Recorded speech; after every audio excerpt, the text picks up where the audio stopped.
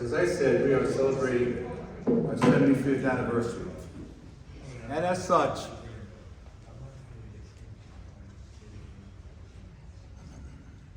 it's a time of reflection, right? We started in 1947.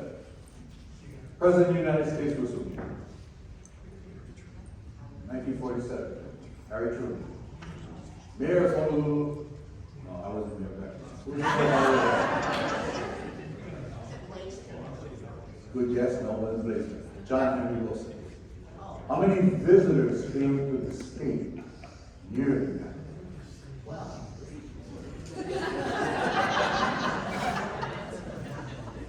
20,000.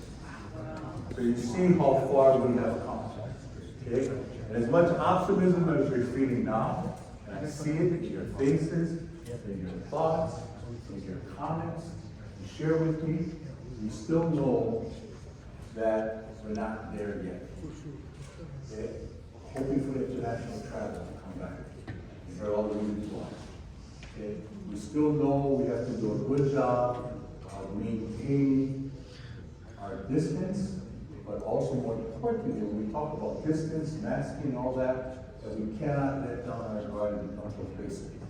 Because the last thing that we want to see is our government leaders base their decisions on fear, and then we shut down here. Can't let that happen. We don't want that to happen. Okay? And we also know there's a rising tide of anti-terrorism sentiment out there. Okay? So, in the words of one of my favorite songs, and you're probably there, playing after tonight, the average white band, we got work to do, we got work to do. There's still a lot more work to do. So let me now talk about what we did as an organization. Okay, we have evolved from an organization that was founded from some select group of hoteliers, known as the Hawaii Hotel Association back then. It's really did a wonderful job to keep hotels at the forefront, to make the case that we have a major voice and say in the industry. But we've evolved, we've changed, because every crisis presents an opportunity to do things better and to meet those challenges. It brings out your creative juices. So what have we done? We've formed coalitions. And our mantra now is collaboration, more than ever, more than ever. Because we know government officials here will not only just listen. If we go there and we just talk what's important to us as a hotel industry, we need to talk what's important for everybody. Because in the words of that iconic leader, Doc Kelly, what did he say? Tourism is everybody's business. And I said to you in 2016 in our general membership meeting, we're all in this together.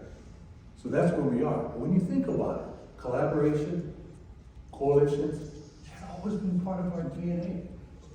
That's what we do. That's what we've done. Take our signature event, Charity Walk. Okay? We had to be creative in coming back in 2021 because we didn't want to have another year of not having this because we know how good we feel. I've always said the best feeling of Charity Walk is when we get to play Santa Claus and Mrs. Claus and give those checks out to those nonprofit organizations. Of course, they said in Maui, no cowboy, they always lead the way, setting the pace, and so in a virtual setting, $2 million were raised, $1 million came from Maui. Okay? Think now, 2019, it was a record 2.7 million. And every island chapter rose up to the occasion and did a wonderful job in that regard. Let's look at our scholarships and what we do. Citizen Scholar Program, okay, part of our DNA. We've been doing that for nearly 20 years. We refused to shut down in 2020, even though many of you were hard pressed to come forward and contribute to that, but were able to give every public high school student a $1,000 scholarship. But we pressed forward in 2020 and said, at least we can give them $500. And even in a challenging year in 2021, we came back up again. And we've grown it now. Okay, we give $2,500 more to county honorees at their top county scholar. And then we developed a new program where we give $5,000 each She's a top citizen scholar in the state. You look at HLTA High School, amazing background on this young woman. You want to talk about Mama the culture? That's what she's all about from HLTA High School. She was a presidential scholar coming from the state of Hawaii. And she's headed to Stanford University, HLTA High School. Now, let's go back to my hometown of Kalihi. The top male scholar was a Farrington High School student, Jaden Joseph Akoba. Guess where he's going? Harvard University. Farrington High School student bound for Harvard. See? So, part of our DNA. Let's talk about what we now do also for educators. Never did this before. Choke opportunities, choke money that we give to students. Now we started a new partnership with Climb High.